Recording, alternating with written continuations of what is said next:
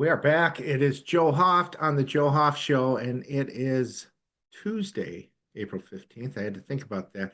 It's also income tax day, so if you haven't made a payment to the federal government, the IRS, good luck and get it in before midnight. So, anyways, yeah, not a great day for most Americans, especially now that we know that they're blowing the money that we give them left and right on insane anti-American things like and like paying for the media that's corrupt, um, paying for fake fact checkers against those of us that are true, and then paying for just total destruction of America in every other way. So, anyways, uh, excuse me, we could go on and on and on. Anyways, lots going on. We're gonna jump right into it. We've got a great guest again today. All week we've got some great guests. So really excited about that. Anyways, let's start off with the fumble. Did you ever play football? There was this thing, if somebody fumbled, you're supposed to scream fumble. So the people are aware, hey, find the ball. And so then everybody goes piling on the ball. Sometimes if you're on the bottom of that stack of people, it's like mush pile. It's pretty brutal under there. And especially maybe for somebody who's got the ball as people are fighting over it underneath the pile. So yesterday we actually saw a fumble at the White House. It was pretty comical, actually. And so I'll just turn it over to the Ohio State University, the Ohio State, who won the national championship at the White House with JD Vance. And here it is.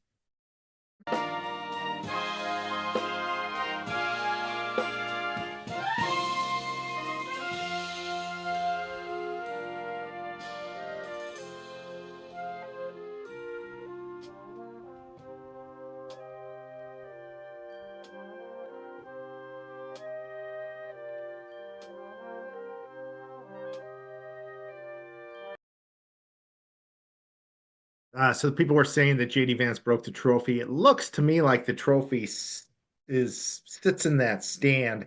He wasn't aware of it though. It was pretty awkward. Like what happened? Pretty funny stuff too. So JD Vance had a fumble. I was saying, it's a good thing nobody's yelling fumble. You'd have 50 of the best football players in college football jump on you, pile on you.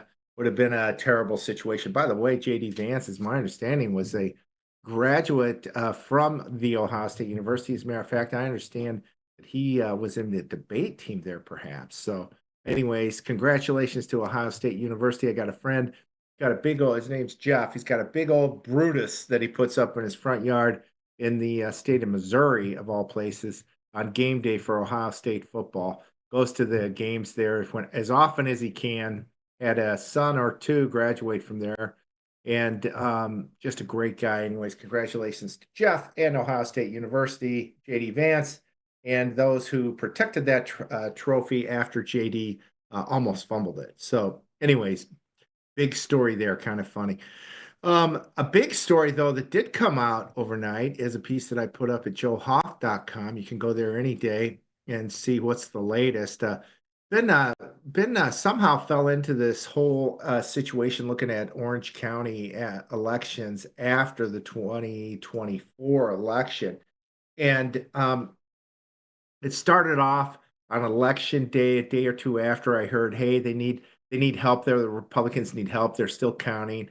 Put that up. We put it up at Gateway Pundit. President Trump retruthed it that evening. Then on a Friday after the election, they ended up having a bomb threat at that facility. We've never found out who did it or whether they've ever been prosecuted. It's now been ignored. But that was on the Friday night. We actually got some video coverage from that where we saw an individual shove ballots through 3 times. Of course, the people there at the county say, "Oh, that was fine. She didn't push them all the way through." We've checked the records, and so that's what we've been basically the kind of answers we get. And eventually, I asked if I could do an audit there. They declined. They said, "Well, you can't look at systems.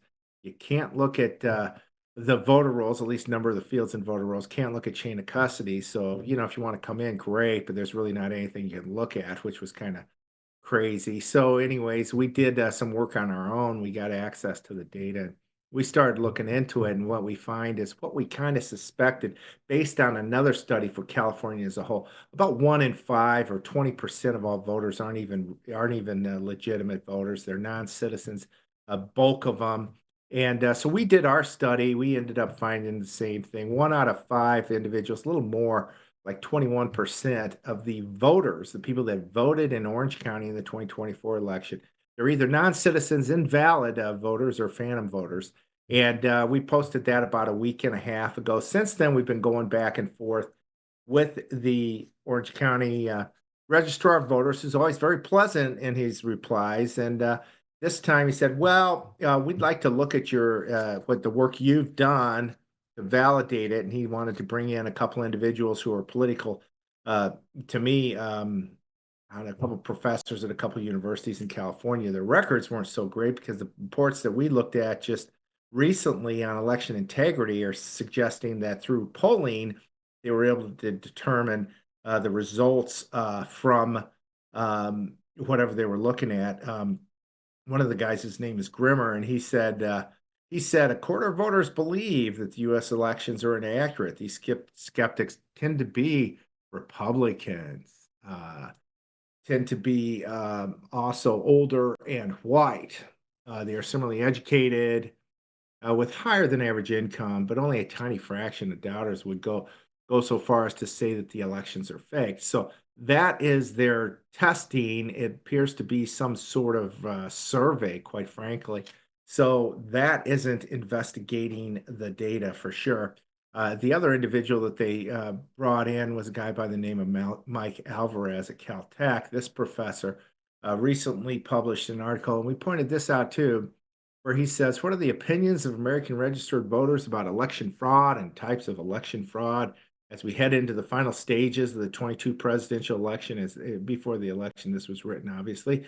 And in this paper, we use data from online national survey of 2,211 registered voters to determine and ask them how common they thought that the 10 different types of election fraud might be in the US. So this is not a data analysis. It has nothing to do with auditing. It has everything to do with polling and getting poll results that you like. And I remember writing about this in 2016 with Hillary. Her results were always skewed towards Hillary. Now, I remember they'd publish their results. They say, "Well, we looked at 55 Democrats and 45 Republicans, and President Trump is down to Hillary 51 to 49. So in actuality, Trump was doing better than Hillary, but they wouldn't mention that because of their polling and the way that they poll. So I don't have a lot of faith in polls. Rasmussen does a great job, and they came up with a different number than this one professor mentions. Rasmussen said a couple years ago that 62% of Americans at that time believed the 2020 election or 2020 election was rigged. And later they said at about the same time, 65% of Americans believe that the January 6th was a setup. So we're starting with different bases here for sure. So we wrote a response to Mr. Page, encouraged him not to use individuals that are going to be surveying. Instead, you have a duty basically to look at this information. Harry Hari was on the show yesterday. We discussed this to some length, and we've added various regulations, law rulings over the years. There's one from 1888 that says basically whoever is running the election needs to know election laws and needs to be very diligent about what they do. So, anyways, if you've got 1 out of 5 people in your election, not just your voter rolls, but in your election who voted, who you can't even determine who the heck they are, you've got a problem. And the answer isn't to find a couple people that are going to critique those individuals that bring the information to you. The answer is to roll up your sleeves, do some great work, and determine what the answer is. And hopefully that's what we'll see from Orange County. But we will see. So anyways, that was this morning at joehoff.com, put that up. Hope you agree with me. This is a big deal. When we put it out a couple weeks ago, Elon Musk retweeted it. We had at least 500,000 people look at it on Twitter and many other sites. So it's a big story. We'll see what happens, and we'll continue to go move forward with that.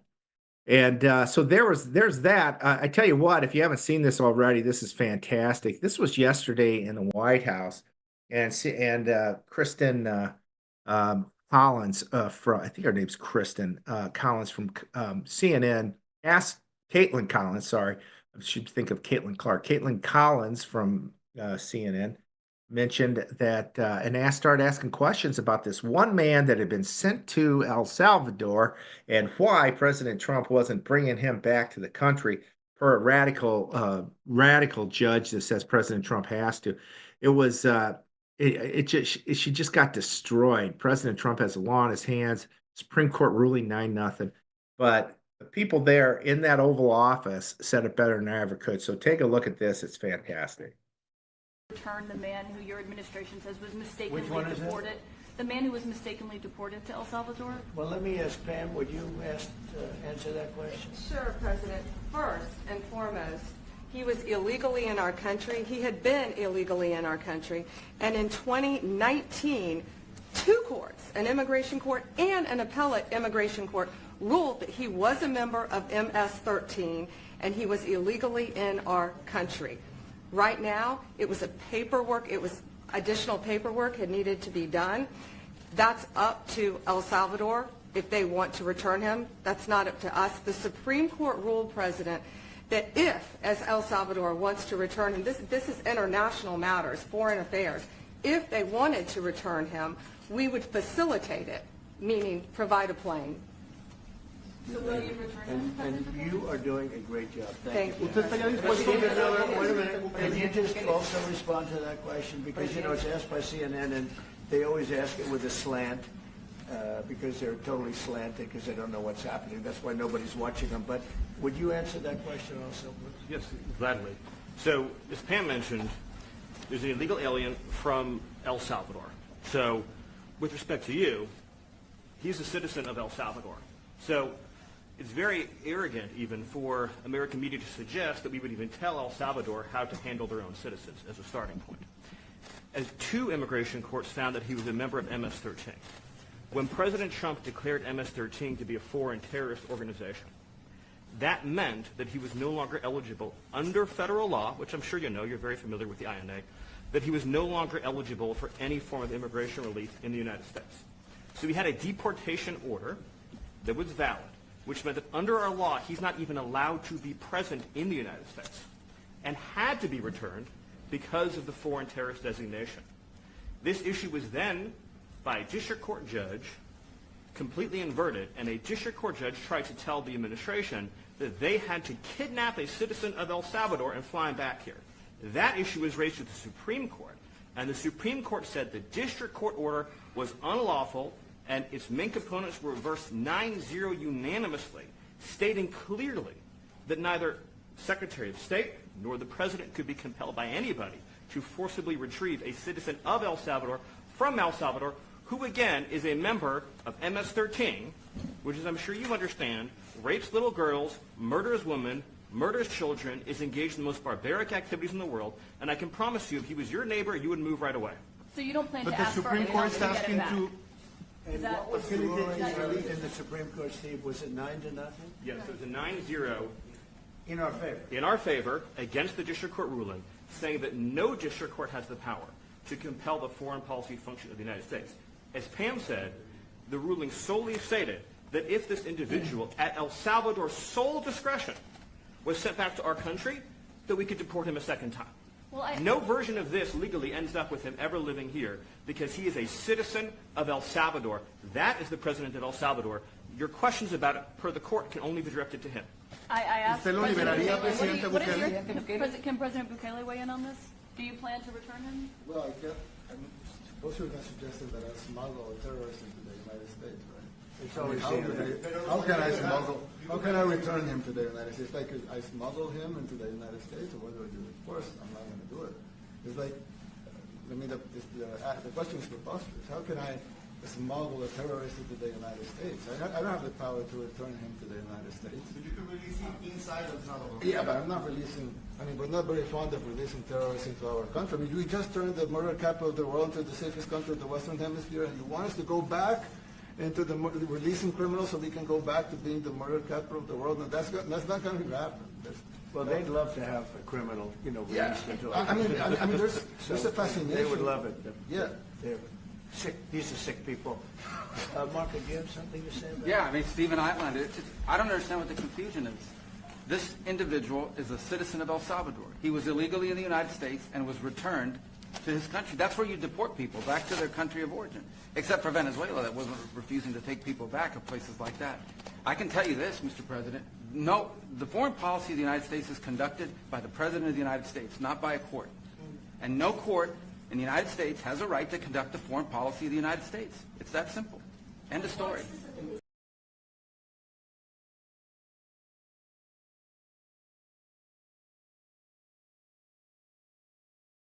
Over and over. Stephen Miller is just fantastic. He was on earlier in the day yesterday on Fox. We played it yesterday. He was just outstanding. He's just does so well in standing up for the law. He knows what he's talking about better than anybody. Just spot on. Just gets right to the point, crystal clear, and and always, is directed spot on. No messing around. He had a law firm these last 4 years, did great work as well. So fantastic exchange there. The media wants to make a big deal out of it. Trump earlier today put out a list of some of these people captured by ICE. These people are disgusting. We don't want them in this country. Why would we want them in this country? Get them out of here. They shouldn't have been here in the first place. It was illegal for them to be here. Thank God President Trump now is standing up for the law in the United States and for the people of the United States. That's exactly of what we need. So, anyways, fantastic exchange there, 9-0. It can't be any better than that with these radicals in the Supreme Court. Surprising that the three voted with the others. They're insane. I guess there's times that they do just to try to pretend like they have any ounce of integrity at all, but that's what happens. Anyways, lots going on still. I put up a piece earlier today. I received this from Ann Vandersteel. I spoke with Ann last week. She was on with me, and I've had her also. I had her as a guest on Tina Peters' show. She had me as a guest on Tina Peters' show as we continue to keep Tina's show alive while she's in prison, and it's an honor to do so. Well, Ann sent me this piece over yesterday, I believe it was. And she's written a letter on behalf of an organization that she's part of now, the Department of, and this went to, Ann's group is the Department of Government Accountability and American Made Action. And she wrote this letter and shared it online. What Ann is asking for is really immediate action against the criminals that have gotten away with literally murder over the last decade or so, those that are treasonous and seditionists. One of her lines in this piece is the American people are no longer asking, we're demanding arrests for treason and sedition. Ann's not alone. There's a lot of people that are really tired already of the DOJ and the FBI because we haven't had arrests. We've had Jeffrey Epstein's debacle happen where we had the Attorney General Bondi say that, hey, we've got all the stuff, it's on my desk, and then it hasn't gotten released. We've had the FBI or the release of JFK's assassination. Roger Stone's mentioned, hey, there's documents they haven't released yet because he knows about them. And we've had no arrests so far of anybody related to the Crossfire Hurricane Russia collusion sham. And we know that Comey and others, there's many of these people that lied in front of, under oath in front of the Senate. It was a total sham and a total lie, and it was ran at the very top. I believe Barack Obama was involved. I believe Hillary Clinton was involved. Her team was involved. They sent millions of dollars over to the UK to steal. Her CFO absolutely had to know about that. If he didn't, he was not diligent in his duties. That's for sure. And that was Gensler, who we showed a clip on him yesterday. Just a snake, just a slithering snake. And he was involved. uh, what's his first name? Mark Elias, the attorney for Hillary Clinton. He was her chief counsel in her campaign. He's been involved in so much stuff since that time, especially the 2020 election. His name was everywhere. There's just gobs of people that are involved in this, and Americans want to see these people arrested. We're tired of this. Cash and Dan Bongino both wrote books about the Russia collusion.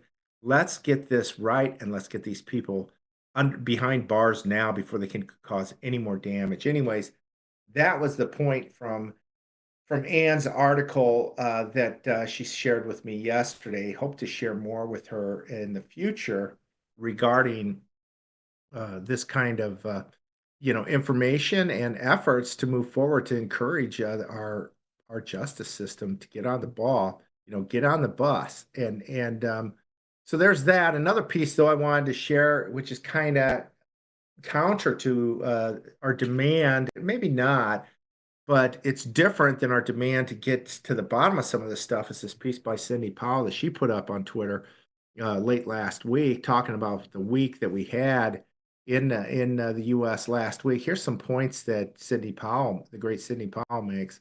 She says, we can get we can get the shampoo out of our hair in less than an hour in the new showers now. That was ordered by President Trump. President Trump slapped Susan Godfrey law firm for its lawfare. POTUS told the DOJ to investigate former CISA head Chris Krebs for his part in the 2020 election and aftermath. Michigan Governor Whitmer, who launched a massive lawfare against Sidney Powell and her team for calling out fraud in the election, was standing in the Oval watching Trump sign an order for investigation that time. That was perfect. I don't know how they got that all lined up. That was terrific, Trump. That's what he does. He's just so good. Nobody thinks like this, not on the right. The left are always cunning and disgusting, but Trump just puts them in their place. Fifth point out of 10 that Sidney Powell mentions is the ODNI is now investigating the 2020 election and the setup at the Capitol on January 6th. The Supreme Court was forced by the law to recognize the power of the executive branch in two cases, one we just talked about. The judge said Cahill can be repatriated to his own country. That's I believe that's the individual who was at Columbia University causing riots, who we found out was working, it looked like, for MI6 with the UK. Congress passed the SAVE Act to require citizen ID to vote and watermark paper ballots and more. A good start in the right direction, as Sydney notes. The ODNI.gov is waking up to the corrupted voting machines. That was great news when we saw last week when Tulsi Gabbard mentioned that. And then the Fifth Circuit held that votes can't be counted after Election Day, just for the start. So what a great week we had too. So we're fighting, but we demand more, and I think we're all on board with that. Let's get this country in order. Let's get these communists out of power. Let's put them behind bars where warranted, and let's get our elections absolutely cleaned up. So lots going on in that regard, but we're going to change topics here a bit after the break. We have Sheila Matthews with us, and she has outstanding news coming out of Tennessee. Breaking news that you're going to just be very happy to hear. And Sheila's a big part of this. So we'll have her on right after this break.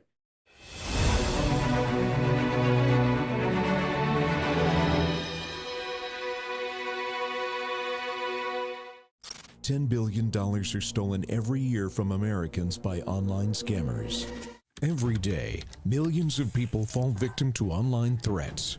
Over 30 million spam calls are made per day in America, with over 50% of daily emails being considered spam. And that's not all. On average, over 40% of devices are vulnerable to hackers, and each person in America has 10 passwords stolen per year. Can you imagine having unrecoverable credit card debt? Your savings drained to zero, your home foreclosed on, your identity stolen and ruined, your entire life, poof, gone. Introducing Safe and Secure. With the advanced programs, you'll be able to stay in control and keep hackers out. Don't let the cyber criminals win. Safe and secure, shield against hackers, and embrace peace of mind. Visit PadoxaSNS.com for more information and to learn how to keep yourself protected. In every thread, in every stitch, Honor-Bound USA weaves the fabric of the American spirit. It's not just apparel, it's a testament to God, family, and country. At Honor-Bound USA, we're a family of patriots who put our faith, family, and America first. When you visit our website, you'll find a line of products that embody our commitment to pray, stand, speak, and act. As the official site for the Untamed podcast, all of our products proclaim speaking the truth with courage. We also have the powerful documentary from Professor David Clements, Let My People Go. Identify yourself as one of the few who are willing to stand for what they believe in. Join the Honor-Bound USA family today. Wear it as a badge of honor, commitment to the values that shape us, and a pledge to the bright future we will build together. Because when you're honor-bound, you're not just wearing a brand, you're embodying a lifestyle.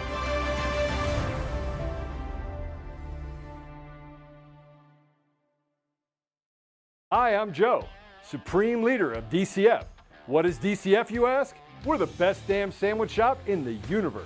Do we sell hoagies? Well, we're DCF, and the F doesn't stand for hoagies. We got 9mm sandwiches, we got beastly baguettes, and we toast buns like no other. Looking for training on bun safety? We got you covered, and our ranges are the best place to test out your new not sandwich. So get your buns out, cause the sun's out, and let's party!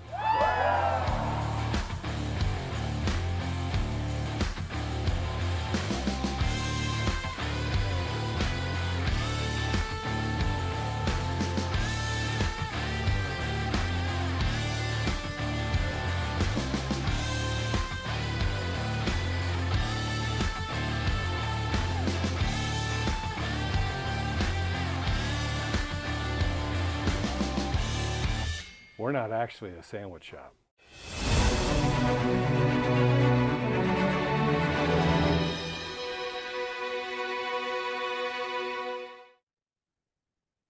We are back. This is Joe Hoft on the Joe Hoft Show, and have my good friend Sheila Matthews with us. And so I'll introduce Sheila right now. Welcome to the Joe Hoft Show, Sheila. Great to have you here again. Hi, Joe. Thank you for having me on again. I absolutely love working with you, and so I appreciate the opportunity for Able Child. Thank you. No, great news, what you shared with me over the past couple of days. Just great news. And let me just share with our listeners and those watching today. Sheila has been doing this stuff for like 20 years, 2 decades. She's been going after really trying to protect our children. And that's exactly what she did. It started with her child, where her child was asked to be put on some sort of ADHD medicine. She didn't want to do it. And so that kind of began the story. And then she started helping others. And then she's kept at it for 20 years. Recently, some big work was really took hold in Tennessee. So we'll talk about that. But maybe Sheila, why don't you fill in the blanks first? What happened that got you going in this direction? We've got some time here. Fill people in that haven't heard from you before. Well, how did you get involved in this, and kind of lead us up to today if you can? Sure. Like you were saying, my son was targeted by the school, and I filled out a checklist, which I didn't know was very subjective. And then by doing that, he was then diagnosed with ADHD, which is a made up, voted in disorder by psychiatry. I had no idea. And then I ended up getting involved in these mass killings around the country when one of the parents that I had helped, her son was in Connecticut State Care, and she was living in Sandy Hook, and she called me the day of the mass killing there and asked me to determine whether or not Adam Lanza was on psychiatric drugs. She felt that he might have been. And so that was my first mass killing that I worked on in the country. And then I went up there. Sheila, let me interrupt there just for those people that don't know. You know this stuff so well, but Adam Lanza, tell us about him. Who is he? If people don't know, have a clue who he is, tell us. Sure. He was the alleged shooter, and the person that they found the body within the building at Sandy Hook that killed all those children. And his mother was Nancy Lanza, and they lived in Sandy Hook. She was divorced and had two sons, and she was a very prominent person that believed in the whole psychiatric drugging of kids. And her son, Adam, was being treated at Yale University Hospital under the care of two psychiatrists, Dr. Paul Fox and Dr. Robert King. And so Sandy Hook, as everybody knows, stimulated all this controversy around the country and began launching an attack on the gun industry. They bankrupt Remington Steel, I think Remington gun industry. And so my organization worked on the mental health aspect of that mass killing, and we sued the state of Connecticut for Adam Lanza's mental health records.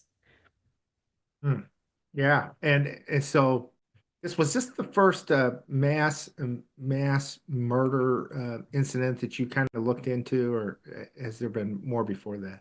No, this was the first one, Joe, and I had no idea I was stepping into. I was helping a mother out who lived there. She really believed in Able Child's work.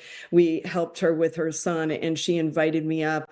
And the next day I was on the ground in Sandy Hook, probably 2 days afterwards. We were faxing over to the Attorney General all the previous mass shootings that occurred in the country, because I was working with other nonprofits around the country and looking at their work. So it was my first experience, and we launched a petition to get the mental health records released from the state, and we were blockaded the whole way. Our petition, where we signed up, we met a local coffee shop owner. He said, you can gather signatures here. And then when we went there the next day, his whole attitude changed, and we were really blocked. And then we ended up collecting over 300 signatures within an hour and 15 or 20 minutes at the local dump, because we had given up. And then she was like, we're going to go to the dump. And then we turned out that all the people that go to the dump are residents of the town. So we launched the petition there, and then the police came and shut our petition down and frightened the mom that I was working with. And then we ended up suing the state. We were forced to leave that day out of fear. And that was my first ever work on Sandy Hook. I only wanted to get to the psychiatric drugs of Adam Lanza, because we were hearing that there was evidence of these drugs causing suicide. I had testified before the FDA to get the black suicide warning on antidepressants with other national nonprofits and human rights organizations. So I knew about all this information, and it just unfolded in Sandy Hook. And then we were arguing Sheila, sorry, I'm gonna interrupt. There's a big point you just mentioned there that we kind of gloss over. You said that you testified on these black box warnings. That was before Sandy Hook. You and others were saying, hey, we're giving these drugs not just to kids, but to people, I guess. And there's certain things that can happen. And it was, I guess, potential suicide, potential homicide, actions or thoughts from taking these drugs. Is that right? Yes, we went down and testified before the FDA advisory panel, and our organization brought hundreds of thousands of voices around the country. And then there were victims there holding up pictures of their children that hung themselves, that shot themselves after getting this treatment.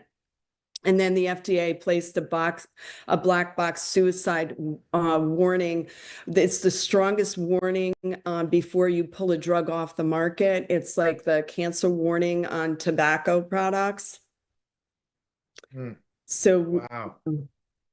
So you knew about all the stuff going into Sandy Hook, and the other thing about Sandy Hook that grabs, there's all sorts of stuff there, but this is the case they went after Alex Jones for. He said something about Sandy Hook, and they have sued him basically a billion dollars or something judgment because he said something that hurt the feelings of those parents, maybe insensitive to him. I don't really even know what he said, but that's how a lot of people I think know about Sandy Hook is through, excuse me, Alex Jones.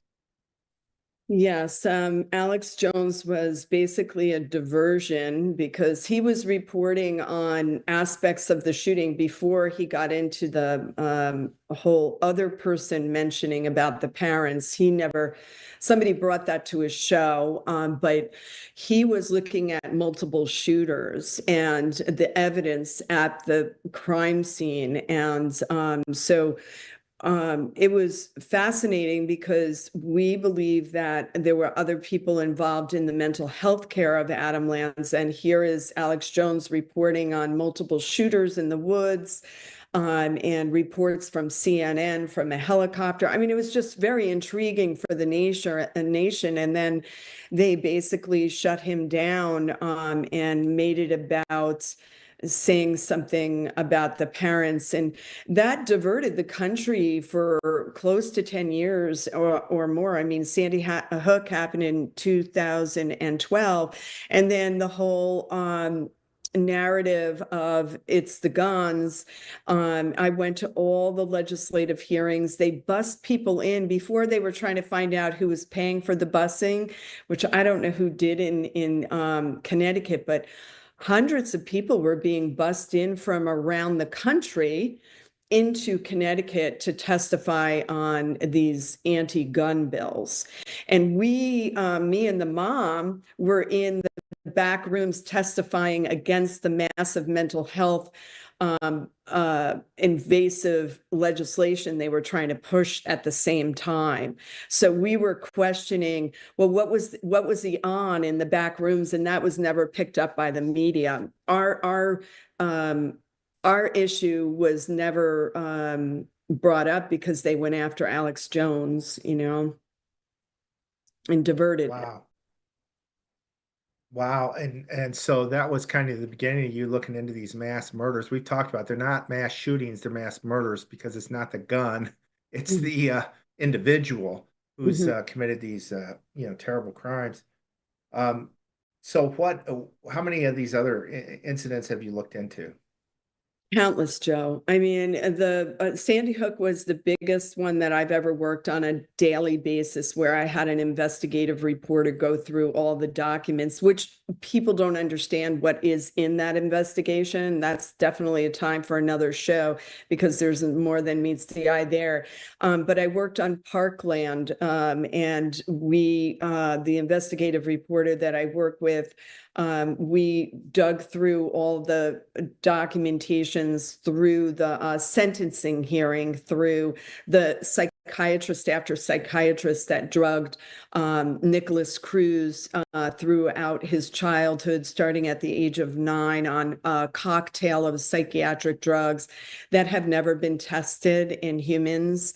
It's never been tested where you put a child at 9, 10, and 11 on multiple psychiatric drugs at the same time. So we worked on Just that. amazing. That's just amazing. I think that's the thing that's really missed in our medical community right now. Maybe they don't want to look at it, but when you give people multiple medications, what is the, consequences of doing that? No matter what. I'll tell you what, I've got a buddy just totally off topic a bit, but his wife was really sick. She was losing weight. I thought she's got to be anorexic. I just, Mikey, what's going on? And my good friend, no, it wasn't. That was not it. It was not it. Finally, she got real sick in the hospital, and there was a nutritionist there who brought up, "Hey, it might be her medicine. Maybe we should take a look at that." And and they did, and they changed the medicines, maybe eliminated one or two of them, and she's better today. She was down to, like, I'm telling you, 80 pounds. So there's something about how these drugs work together that I don't know if it's really fully understood. And I blame, I blame the big pharma as well as the FDA, CD, for not really digging into it. But anyways, another story there as well. Um, so you've been looking into this stuff. You've had any other instances that you want to kind of highlight today or no? Sure, Robert Card, we worked on that. That was a military drugging, believe it or not. So we're not only drugging our children in schools, we're drugging our military, we're drugging everybody. And so that particular one, he was pulled off the military base and sent off for an evaluation. And the military is basically saying that they didn't force this psychiatric evaluation on him, which they did. And then we found that he was treated at Four Winds Psychiatric Facility, and he was on, at one point, psychiatric drugs, but we have not ever received those documents. So the pattern we found throughout all this is that they're hiding the psychiatric and mental health records from all these mass killings, and then they're creating, and I say they, it's not only big pharma, it's really the psychiatric industry, it's the mental health system, it's the behavioral health vendors. And people need to understand that each state contracts with behavioral health vendors that basically create these formulas that drug our foster care children and children in state care. And that's how I got all involved in this, is through that and uncovering the link to these massive industries. So people must understand that it's not just big pharma. Big pharma actually, with those FDA hearings, was held to somewhat of an account because now they have the black box suicide warning on their drugs. And that's like the strongest warning before you pull a drug off the market.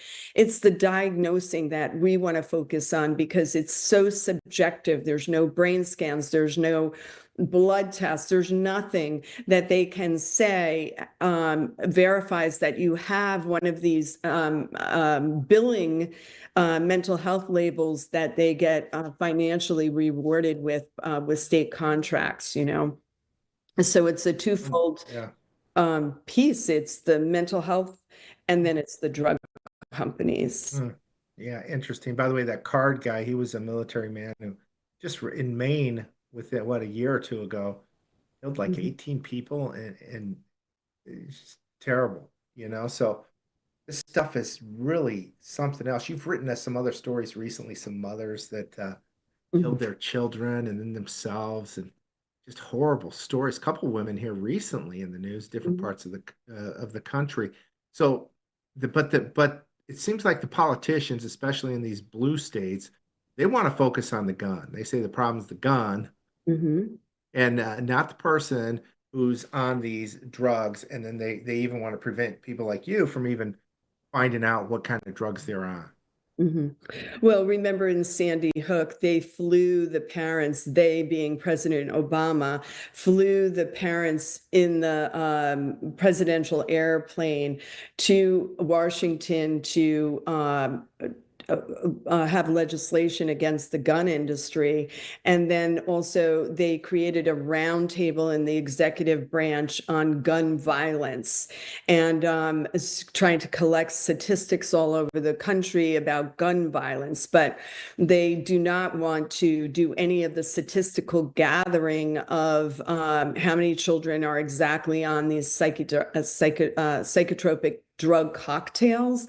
So we've just experienced a decade of an attack on our Second Amendment and a suppression of our liberty and mental health. So I'm hoping that turns around. I feel like we have a good opportunity to make a difference and start looking at what they're trying to avoid us from looking at when they're attacking Alex Jones and they're attacking the Second Amendment. We can start to focus on the billions of dollars that our country is spending on mental health. Yeah, it's just terrible what's been going on. It's just can't believe it. Going after the gun makers isn't it's like being an auditor. there was something in a consultant.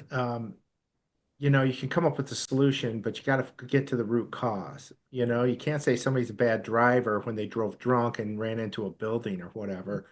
Maybe you should be looking at the alcohol that was in their system and their habits surrounding alcohol. Maybe they're an alcoholic. Maybe that's the real answer, not the fact that they drove a car into a building or whatever. It's getting to the root cause, and it's hard to do that if they're not going to give us all the information. So, Right. As an auditor, I would ask you, I mean, their argument is that they're telling us that it's a correlation and it's not a causality. And they're saying, well, it might be correlated, but you have to prove a causality. But without the data, how would you prove that if they're the ones that are holding all the data?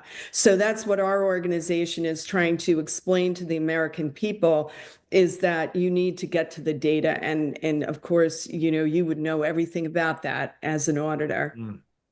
mm, yeah, so key. And yeah, they're right about that, but great point. How can you even answer it if you're not going to give us the data? It's crazy. And a lot of these people are, they're dead, so um it'd be nice to know the truth. They're not going to be harmed from it. They're dead. And a number of other people. We need to get to the truth in these situations. So recently, thanks to you, and I know you went there last year. Now this year, some real activity took place in Tennessee. A big bill that's has been passed in the legislature to date. What can you tell us? Well, it's heading to the governor's office, and it was a bipartisan bill. It had in the House 76 for the bill to pass, and 20 who said no, we don't want to do it. And then in the Senate, we had 27 bipartisan support there versus 5 people who said no. But what I felt was really significant was the argument in the video that they presented of the reasons why they did not want to pass it. And I found it shocking. I found it really the unsaid thing that we've been fighting for the last 10 years on this. So, I think it's a good start. Last year, like you said, I went there and the bill died because the TBI, and that's the FBI in Tennessee. I think it's called TBI, Tennessee Bureau of Investigations.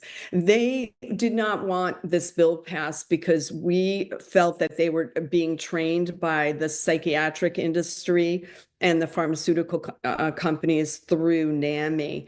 And I don't know if this bill actually really addresses the training of the police department, but Tennessee Star basically did a whole series of articles on the Covenant shooter, a killer really. And it turns out that the police department turned away from looking at the behavioral health records because the parents didn't want them to look at the records, which is really unbelievable. It's stunning that we would not look at those records. There's exceptions to HIPAA, and one of them is public safety.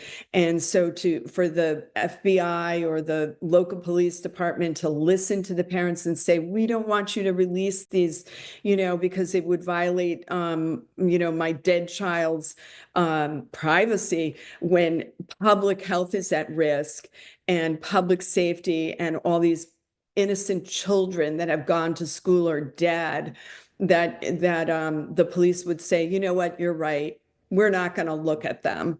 It was crazy. So this bill addresses that, and it's a good start. It really is, Joe. It took 2 years. Fantastic. And really, in large part to you, congratulations. Hey, we've got a clip from, I believe it's the Tennessee legislature related to this bill. Let's play that right now. Thank you, Mr. Speaker. And I just want to explain why I'm going to be voting no on your bill.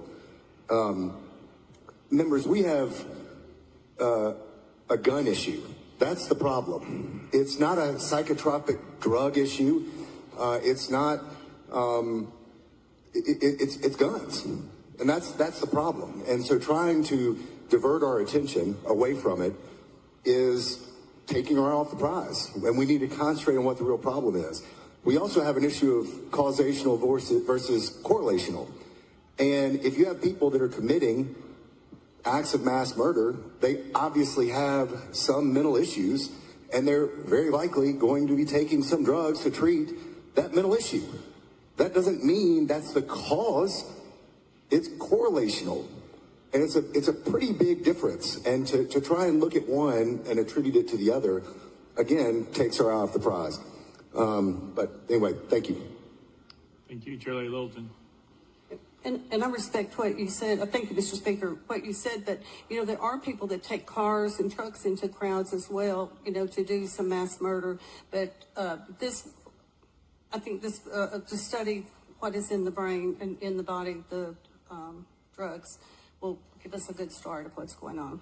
And I will say, every prescription you get, there's all kinds of interactions and things that it could do. So sometimes I'm old, I take a lot of prescriptions, and sometimes when I read the interactions and what it can do to my system, then I choose not to take them. So,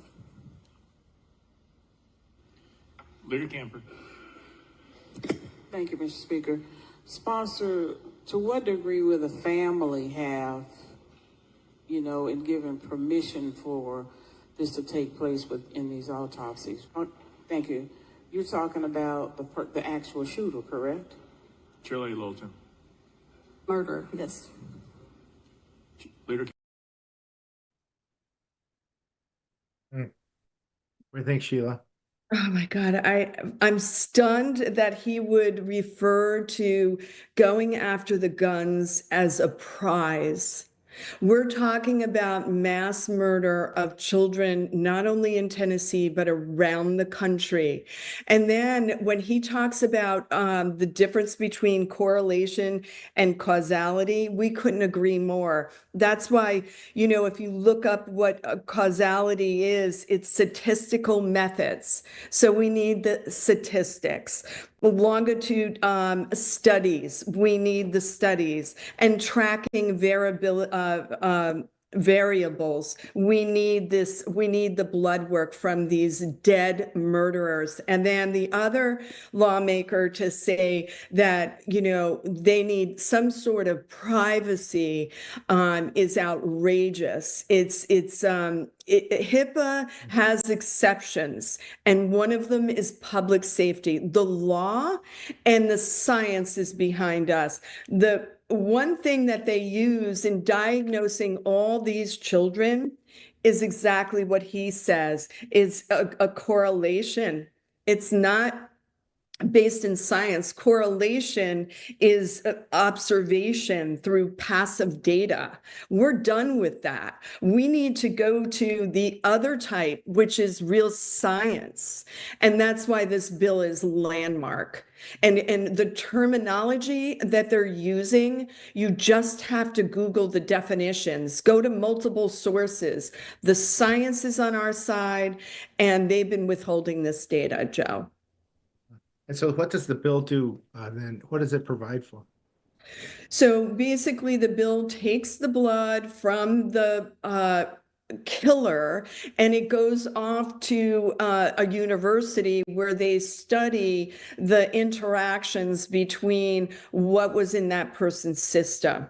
Now, are there safeguards there to make sure we're doing the experimentation and the results are based in science? Probably not at this point, but I think that there's a lot of strength in this bill that HHS Secretary Kennedy can use to support longitude studies. We have no time to waste to do this, and then to stop the subjective diagnosing of these children unless they can produce a blood scan, a blood work, a brain scan, or evidence that your child suffers from ADHD. It's fraud, and it leads a child into massive drugging that we are seeing on the level of unbelievable. Well, we're seeing it. It's being forced through our schools. I think the schools probably there's some monetary reward for a number of people to get on some of these ADHD drugs. And like you said, there's no standard blood work that can be done to determine that a kid's ADHD. It's a questionnaire. You check enough boxes, they're going to say, put your kid on ADHD. The boy stands up in class and looks out the window. Okay, boys do that. Boy runs down the hall. The boy talks to his friends during class. All that stuff boys do. And so, and girls too. So it's, I'm glad this is happening. I say correlations are great too, Sheila. If you have enough correlations that, hey, what's the deal that always there's the mass murderer and they always are on something. It doesn't mean causality, but there's a correlation there. It's like, maybe we should look at it. Causality, you just need good data and you can determine that as well. Do some sort of regression analysis, which I used to have done in the past. But it's fine. Correlation is fine too. It's going to give you some information that right now we don't even have that ability because they're not telling us if they're on the drugs or not. And if it was my kid that got killed in a school by a mass shooter, a mass murderer, and there's somebody saying, I don't want you to know what my kid was on, I'd be livid. I want to know everything about this. My kid is dead, and I don't want any more kids dying. That's what I'd be saying. Don't you dare withhold that information from me. I'm the victim here. Everybody is, but we all deserve to know. And you're right, Sheila. You've been fighting for this for some time. We all deserve to know, and we need to protect our children. And throwing somebody, if we find that these drugs are indeed, in every case, we see that somebody was on a drug, some type of drug, or a cocktail of drugs, then maybe we should be looking at that. It's sick to me that you have people like you had in that video there. This guy, this Democrat, either senator or House member from Tennessee, saying, "Oh, it's about the guns." That's sick. That guy's sick. It's not about the guns. It never was.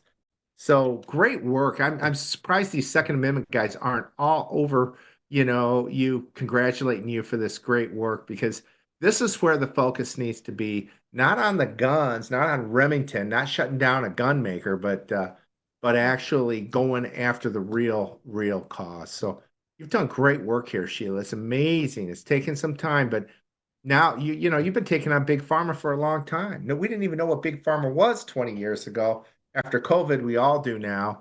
And you're to be congratulated and well done for fighting for American children.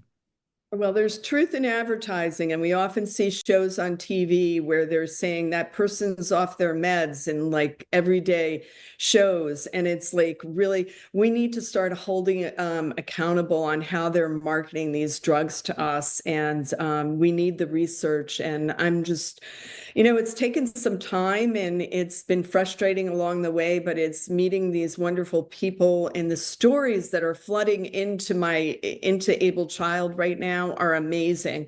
And we say, keep them coming and join us, sign the petition to get federal hearings, and donate to us if you can. And but a signature on the petition on our homepage would really it's free, so thank you very much, Joe, for your attention on this. Oh, that's great. Great work, Sheila. Well done.